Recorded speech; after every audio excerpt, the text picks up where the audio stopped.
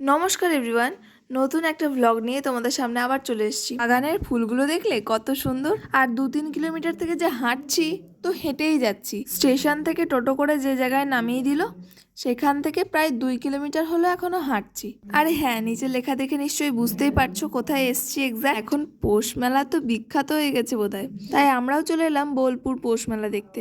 না, আগেও এসেছি, এইবার প্রথম বলে নয়, তবে কয়েক বছর আগে এসেছি। তাই মা বলল এইবার চল পৌষ মেলা থেকে ঘুরে আসি।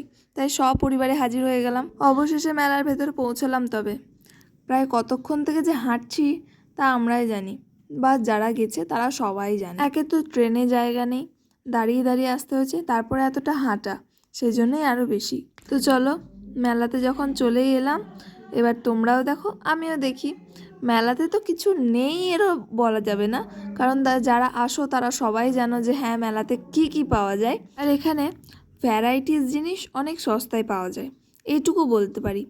যাই হোক, অনেক বকবক করলাম, চলো এবার আমিও ঘুরে দেখি। তোমাদেরকেও ভিডিওটা যতটা দেখানো যায় ততটুকু দেখায়। আর এখানে যতবার আসি ততবারই অনেক কম দামে আমি অনেক সোয়েটার নিয়ে গেছি, যেগুলো এখনও পর্যন্ত আমি পরছি। তো এইবারেও ভেবেছি যে অনেকগুলো সোয়েটার কিনবো। তো দেখা যাক কতগুলো সোয়েটার কেনা হয়। আর ওই যে দূরে দেখতে পাচ্ছ নাগরদোল্লা, তো ওটা তো বোধহয় এখন সারা স্ট্যাটাস জুড়ে, সারা স্টোরি জুড়ে বোধহয় ওটাই দেখা যাচ্ছে। হ্যাঁ, সিরিয়াসলি, কারণ এখন বোধহয় বীরভূমের সবাই বোধহয় পৌষ মেলায় হাজির হয়ে গেছে, যারা স্ট্যাটাস দিচ্ছে, স্টোরি দিচ্ছে। তো আমি ভাবলাম আমি কেন দেবো না, সেই জন্য আমিও এখানে হাজির হয়ে গেছি।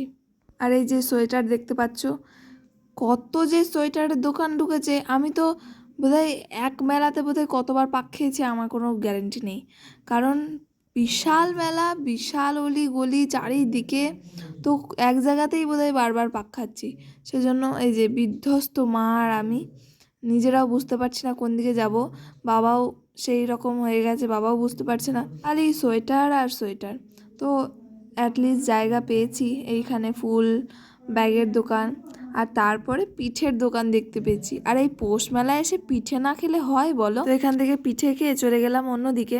অনেক রকমের হার বিক্রি করছিল, তো সেখান থেকে মা দুটো হারও কিনেছে, খুব সুন্দর সুন্দর হারগুলো। আর এদিকে কাঠের মূর্তি মানে রবীন্দ্রনাথের মূর্তি বিক্রি করছিল, সেগুলো দেখতে খুব সুন্দর লাগছিল। তো অনেক কিছু কিনে এবার চলে এসেছি স্টেশন, কারণ এবার তো বাড়ি ফিরতে হবে নাকি। অনেক হলো, তো আবার নেক্সট ভিডিওয়ে তোমাদের সাথে দেখা হবে। গরম গরম চা খেয়ে ভিডিও এন্ড করছি, টাটা।